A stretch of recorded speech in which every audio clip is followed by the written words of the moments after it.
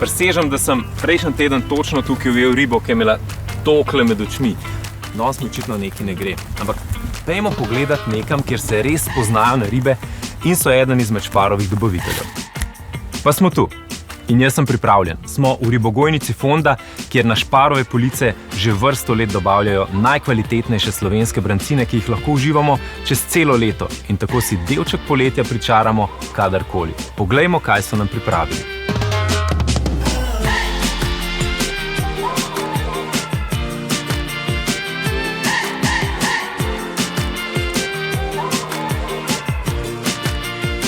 Živjo.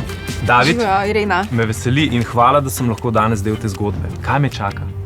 Gremo pogledat ribe. Sem zelo navdušen. Ribogojnica Fonda leži v Piranskem zalivu na najbolj južni točki Slovenskega morja. Na jugovzhodu je obala Savudrijskega rta, na jugu in vzhodu pa je obala Sečoveljskih solin. Za ta del našega morja je značilna čista, globoka voda in močan morski tok. Zdaj, ko so pri ribogojnici, kako se je vse skupaj začelo? Vaša družina, vem, da je že od nekdaj zelo povezana z morjem. Ja, mi smo vsi biologi. Oče je bil veliko let podvodni, v bistvu potapljač, bomo rekli, delal pod vodo in bil je tudi strasten podvodni ribič. In naenkrat je ugotovil, ni več rib. In v bistvu naša ribogojnica je postala to, kar je postala prav s tem namenom. On si je takrat želel, da bi naredil nekaj, kar bi bilo neke vrste zatočišče, nekaj za divje živali, za ribe in za ostale živali in organizme. In potem je nastala. To je bilo najprej čisto neke vrste naravovarstveni projekt.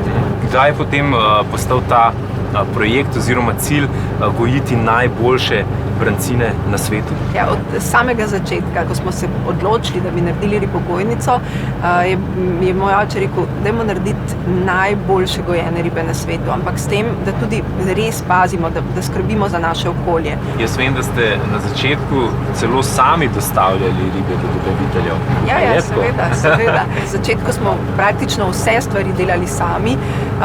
Jaz sem imela skoraj večino dostav, ampak seveda zdaj imamo veliko boljše rešitve, kot je recimo tudi to, da lahko skoraj vsak kupec naše ribe dobi v Šparu, kar pomeni, da je naše delo zelo olajšano in nekako pa še vedno dosežemo čisto vse.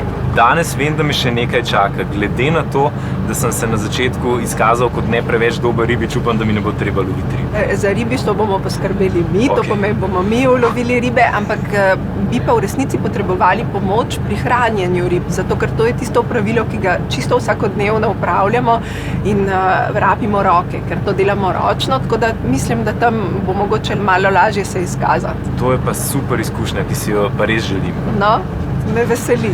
Hvala. Kaj je zdaj moja naloga? Hraniti ribe, tega se bodo one najbolj razveselile. To zelo verjamem. Je kakšen poseben prijem? Nekako tiste, ki so najbolj lačne, je treba hitro nahraniti. To pomeni, da moraš najprej kar nekaj takih žlic dati polnih, precej na hitro, ampak tako čim bolj razpršiti. Potem jih daš pa nekaj počasi, zato da dobijo tudi one, ki so malo bolj počasne. Ni še tistega pravega loka, ne? Bo treba še nekaj 100-krat ali 1000-krat.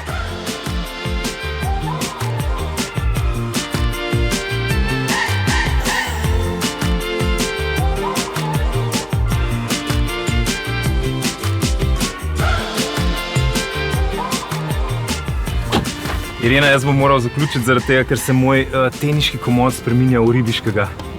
Ampak ti je šlo dobro. Hvala. Bom vzel to kot kompliment, ampak bom raje pustil to delo profesionalcem, pa jaz hodil v Špar po ribe. Hvala, ker ste gledali epizodo Kdo smo mi in se kmalu vidimo.